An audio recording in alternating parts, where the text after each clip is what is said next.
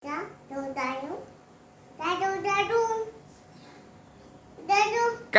salah host.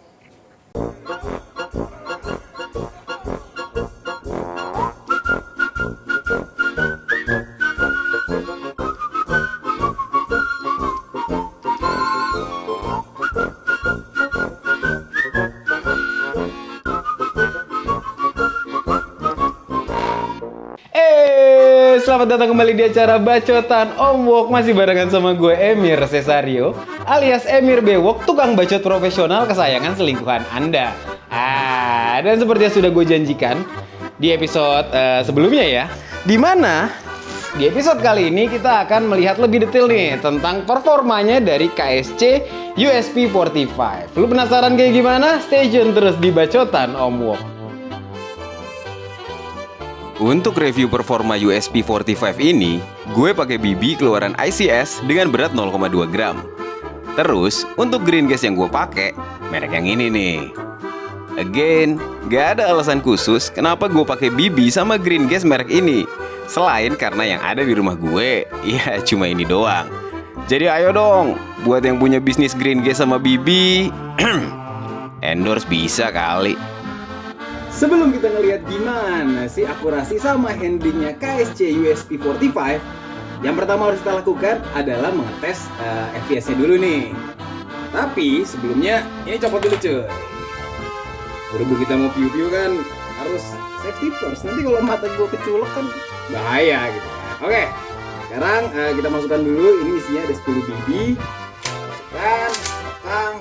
Mari kita lihat FPS-nya. Tembakan pertama.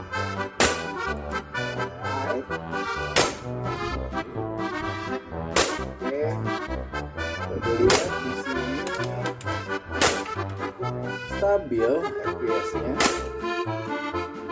Oke, jauh lebih stabil lah dari produk-produk GW, WE gitu. KSC ini emang kalau out of the box tuh paling oke sih. Terakhir dapat di 347,5%. Oke,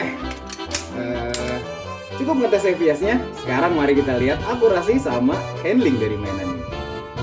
Setelah kita ngecek FPS-nya mainan ini berapa, tadi kalau udah lihat ya. Sekarang nih waktunya kita mau ngetes akurasi sama handlingnya. Pede lah gue kalau soal mainan satu ini. Let's see.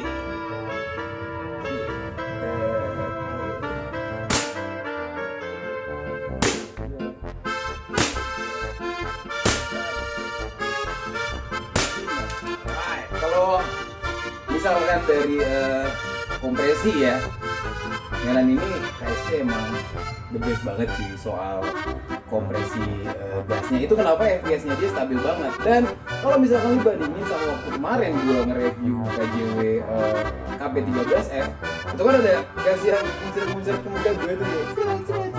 Karena ini nggak ada cuy, clean dan langsung menuju ke sasaran aja sih. Mr. Fuckface jujur saja.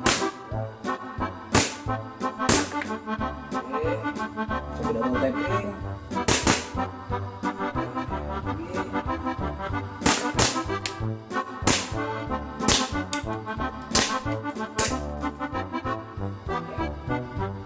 Mari kita lihat. Soal akurasi, mainan ini bisa dibilang punya akurasi yang cukup mumpuni. Bisa lo lihat dari groupingnya yang ya desain lah ya. Nggak terlalu ketat, tapi cukup lah kalau lo pakai buat nembak orang. Karena pada dasarnya mainan ini emang didesain buat skirmish, bukan buat AA IPSC. Contohnya kayak Mr. Fuckface ini, yang lagi-lagi tidak mengalami hari yang baik. Untuk double tapping sama rapid fire sendiri, akurasinya masih bisa dipertanggungjawabkan. Meskipun kalau lo lihat di sini ada beberapa BB yang miss, tapi sisanya cukup nempel lah ya satu sama lain.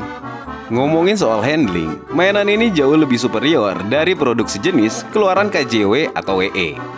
Kayak yang gue bilang tadi cuy, pede banget lah gue bawa mainan ini untuk berjibaku di medan skirmish. Buktinya di episode kemarin gue masih sanggup tuh jabanin orang-orang yang pakai AEG cuma modal mainan ini doang. Buat lo yang penasaran sama rahasia superiority produk-produk keluaran KSC atau KWA, jawabannya ada di System 7 mereka. Gini, Gue jelasin simpelnya aja ya, biar nggak belibet. Yang dimaksud dengan System 7 di produk KSC sama KWA adalah mekanisme kompresi dan cycling mereka yang beda dengan sistem atau mekanisme GBB keluaran pabrikan lain. System 7 akan menghasilkan kompresi yang lebih padat. Itu kenapa FPS sama akurasi dari mainan ini jadi lebih stabil. Gak ada lagi tuh gas yang muncrat-muncrat atau kebuang gak karuan kayak pas gue review produk KJW kemarin. Terus, kompresinya juga dikombinasiin sama mekanisme cycling yang jauh lebih smooth dari GBB lain di pasaran. Tapi berhubung FPS mainan ini juga lebih tinggi, maka blowback yang lo rasain akan makin keras. Untuk nyiasatinnya, gripping lo harus lebih mantep cuy.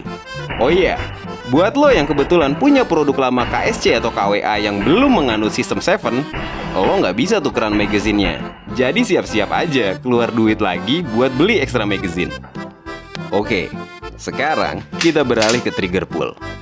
Kalau misalkan lo bandingin trigger pull mainan ini sama GBB kelas pistol zaman sekarang, jelas mainan ini gak akan sesmooth mereka cuy. Ya maklum, mainan ini kan mereplika pistol yang keluar tahun 90-an. Dimana saat itu, high speed piu-piu belum sengetren sekarang. Apalagi buat regular infantry. Tapi lewat mainan ini, gue berhasil bawa pulang 3 piala dari kompetisi menembak airsoft yang pernah gue ikutin. Zaman gue muda dulu. It's more about man behind the gun lah. Jumawa dikit gak apa-apa kan ya. Kalau lo berminat ngambil model handgun ini sebagai sidearm lo, perlu diinget nih, berhubung handgun model ini bukan model handgun sejuta umat kayak Glock, jadi lo kudu ngeluarin effort lebih buat nyari holsternya. Karena sepengalaman gue, holster buat USP yang full size kayak gini itu agak jarang di pasaran. Jadi kalau kebenaran lo nemu, harganya akan sedikit lebih mahal ketimbang holster lainnya. Ya, namanya juga lo melihara barang antik, lumrah lah ya.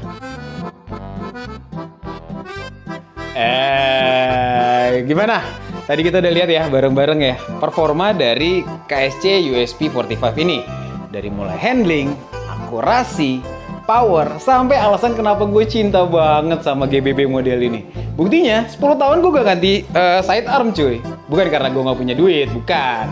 Itu alasan kesekian lah.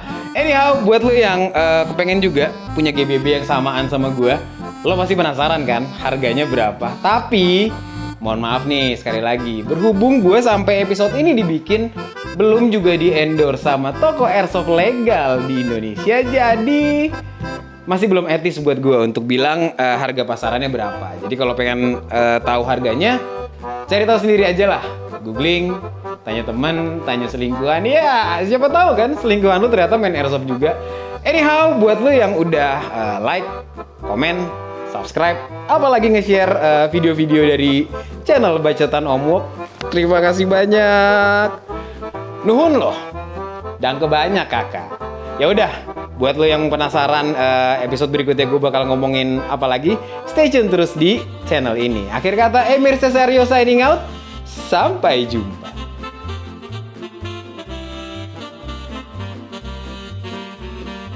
Penasaran FPS berapa? Nih, lu lihat ini. Tapi sebelumnya cuy, lepas dulu. Ya kan, safety first lah. Cilok kan. FPS-nya gimana dan alasan yang bikin gue cinta banget sama ini.